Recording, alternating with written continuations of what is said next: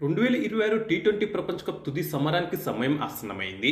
ఈ నెల 8 జరగనున్న ఫైనల్ పోర్లో భారత్, న్యూజిలాండ్ తలపడనున్నాయి. ప్రపంచంలోని అతిపెద్ద క్రికెట్ స్టేడియం అయిన అహ్మదాబాద్లోని నరేంద్ర మోడీ స్టేడియం ఈ ఫైనల్ మ్యాచ్కు వేదిక కానుంది.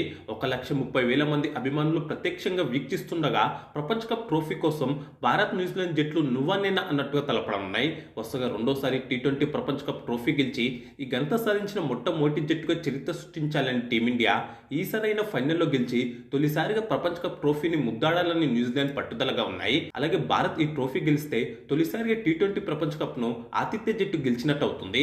అంతేకాకుండా టీమిండియా కెప్టెన్ సూర్యకుమార్ యాదవ్ చెప్పి మరీ ప్రపంచ కప్ గెలిచినట్టుగా ప్రత్యేకతను సంతరించుకుంటుంది. ఎందుకంటే కొన్ని నెలల క్రితం ఓ ఇంటర్వ్యూలో సూర్యకుమార్ యాదవ్ మాట్లాడుతూ మార్చి 8 అహ్మదాబాద్ లో జరగబోయే టీ20 ప్రపంచ కప్ ను గెలుస్తామని ధీమా వ్యక్తం చేశాడు. తద్వారా ఇదే మైదానంలో 2023 వన్డే ప్రపంచ కప్ ఫైనల్లో భారత్ కు ఎదురైన ఓటమిని అభిమానులు మర్చిపోయేలా చేస్తానని చెప్పుకొచ్చాడు. ఇదే వేడుకలో టీమిండియా మాజీ కెప్టెన్ రోహిత్ శర్మ కూడా ఉన్నాడు. సూర్యకుమార్ యాదవ్ మాటలు అతిగా కాకూడదని అతన్ని సముదాయిస్తూ అదంతా గతమని, అలాంటి ముందస్తు ప్రకటనలు వద్దని రోహిత్ శర్మ సముదాయించాడు. కాగా 2023 వన్డే ప్రపంచ కప్ లో టీమిండియా కెప్టెన్ రోహిత్ శర్మనే అన్న సంగతి తెలిసిందే.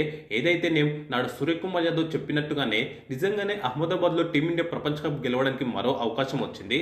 ప్రస్తుతానికి భారత అభిమానులకు అహ్మదాబాద్ నరేంద్ర మోడీ స్టేడియం పేరు చెబితేనే 2023 ప్రపంచ కప్ ఫైనల్లో ఎదురైన చేదు జ్ఞాపకాలే గుర్తుకొస్తున్నాయి.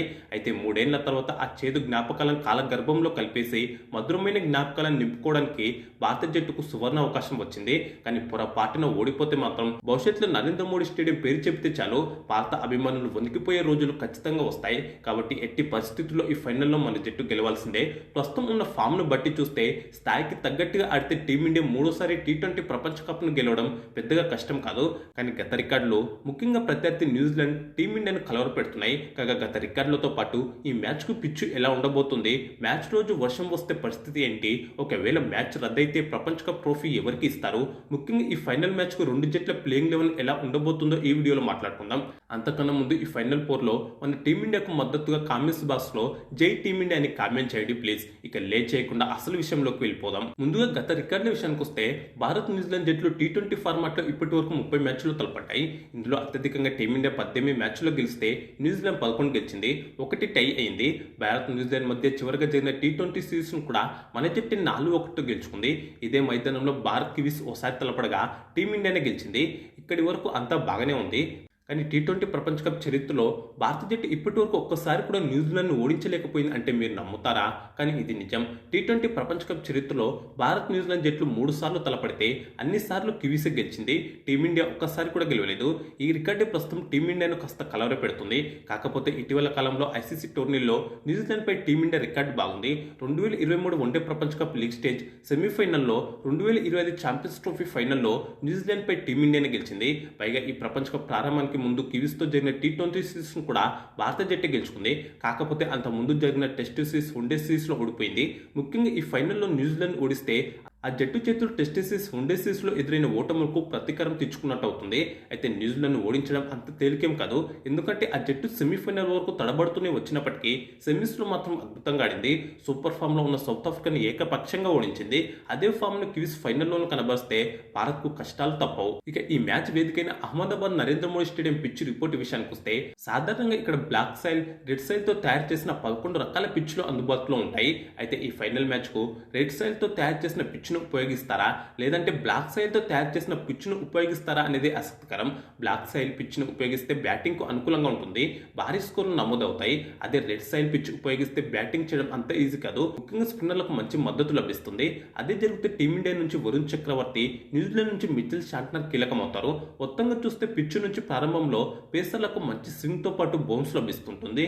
దీంతో పవర్ ప్లేలో పేసర్లకు ఖచ్చితంగా వికెట్లు వస్తాయి. సౌత్ ఆఫ్రికాతో జరిగిన మ్యాచ్ లోనూ పవర్ ప్లేలోనే మన పేసర్లు వరుసగా వికెట్లు తీశారు. మ్యాచ్ ముందుకు సాగే కొద్దీ స్పిన్నర్లకు మద్దతు లభిస్తుంది. కానీ బ్యాటర్లు కాస్త సమయం తీసుకుని క్రీజులు సెటిల్ అయితే భారీ ఇన్నింగ్స్ ఆడొచ్చు. బౌండరీలు కూడా పెద్దవి కావడంతో తరచుగా భారీ షాట్లు ఆడకుండా సింగిల్స్, టూస్ కూడా తీయడం చాలా మంచిది. మన జట్టు సౌత్ ఆఫ్రికాతో ఆడిన మ్యాచ్ లో మిల్లర్ బ్రేవిస్ భాగస్వామ్యం ఇదే చేసి చూపించింది. అయితే బ్యాటింగ్ కు సెమీఫైనల్స్ లో మ్యాచ్ లో మాదిరిగా అంత ఈజీగా అయితే ఉండకపోవచ్చు. దీంతో టాస్ గెలిస్తే ముందే ఏది తీసుకుంటారనేది కూడా ఆసక్తికరంగా మారింది. పిచ్ బ్యాటింగ్ కు అనుకూలంగా ఉండి సెకండ్ ఇన్నింగ్స్ డ్యూ వస్తే సెకండ్ బ్యాటింగ్ బ్యాటింగ్ చేయడమే చాలా మంచిది. ఒకవేళ సెకండ్ ఇన్నింగ్స్లో డ్యూ రాకపోతే మాత్రం ముందుగా బ్యాటింగ్ చేయడమే మంచిది. ఇదే టోర్నీలో భారత్ సౌత్ ఆఫ్రికా మ్యాచ్లో సెకండ్ ఇన్నింగ్స్లో పిచ్ బ్యాటింగ్కు చాలా కష్టమైంది. అదే న్యూజిలాండ్ సౌత్ ఆఫ్రికా మ్యాచ్లో సెకండ్ ఇన్నింగ్స్లో బ్యాటింగ్కు ఈజీ అయింది. అయితే అంతర్జాతీయ స్థాయిలో ఓవరాల్ ఉన్న రికార్డులు మాత్రం ముందుగా బ్యాటింగ్ చేస్తేనే మంచిది అని చెబుతున్నాయి. అంతర్జాతీయ స్థాయిలో ఇక్కడ 17 టీ20 మ్యాచ్లు జరిగితే ముందుగా బ్యాటింగ్ చేసిన జట్లు ఏకంగా 11 మ్యాచ్ల్లో గెలిచాయి.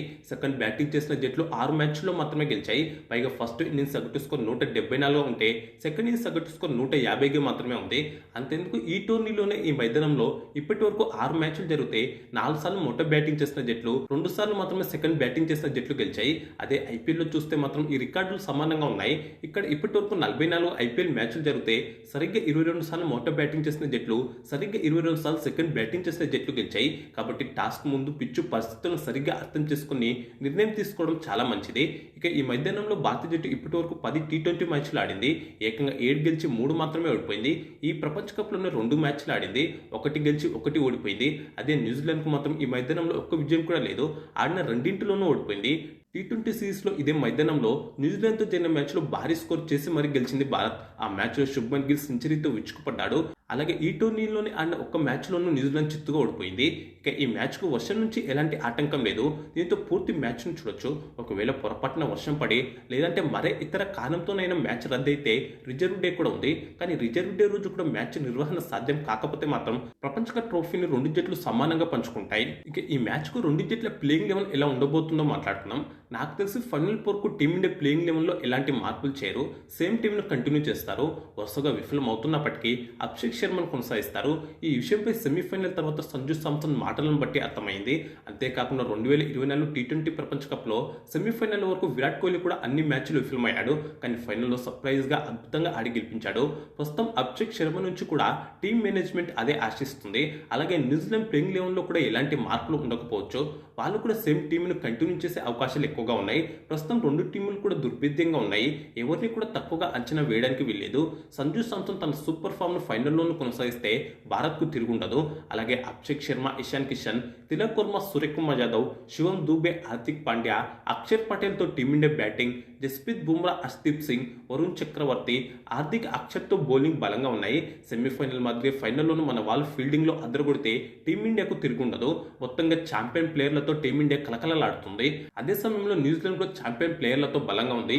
ఫిన్ Allen, Tim Seifert, Rachin Ravinder, Glenn Phillips, Mark Chapman, Daryl మిచెల్తో batting unit, Ferguson, Matt Henry, McConchie, షాట్నర్తో బౌలింగ్ యూనిట్ బలంగా ఉంది. ఇక ఈ మ్యాచ్లో మన లెఫ్ట్ హ్యాండ్ బ్యాటర్లు అభిషేక్ శర్మ, ఇషాన్ కిషన్ను త్వరగా అవుట్ చేయడం కోసం కివీస్ ఖచ్చితంగా తమ స్పిన్నర్లు రచిన్ రవీంద్ర, మెక్ కాంచి, షాట్నర్ను పవర్ ప్లేలోనే బరిలోకి దింపడం ఖాయమని చెప్పుకోవాలి.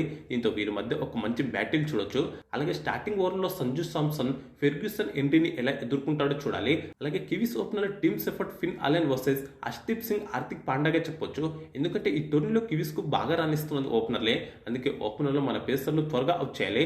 అలాగే Glenn Phillips, Mark Chapman, Daryl Mitchell versus Jasprit Bumrah, Varun Chakravarthy మధ్య కూడా ఇంట్రెస్టింగ్ కాంటెస్ట్ చూడొచ్చు.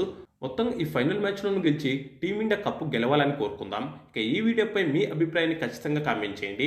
అలాగే లైక్, షేర్ చేసి ఛానల్ను సబ్స్క్రైబ్ చేసుకోండి.